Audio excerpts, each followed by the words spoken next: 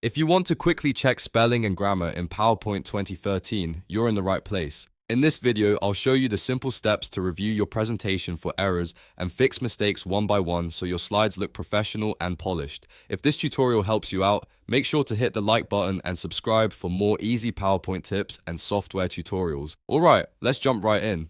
First, open your PowerPoint 2013 presentation and go to the Review tab on the ribbon at the top of the screen.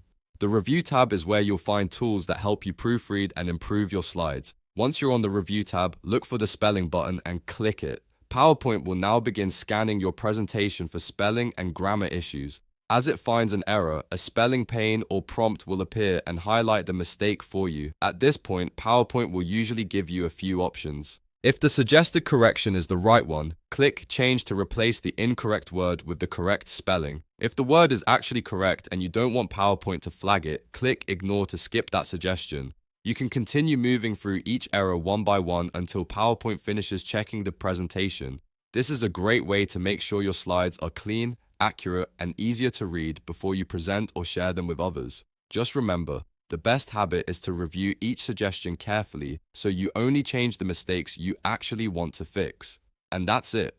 You've now learned how to check spelling and grammar in PowerPoint 2013 and correct mistakes one by one. If this video helped, don't forget to like, subscribe, and turn on notifications for more helpful tutorials just like this one.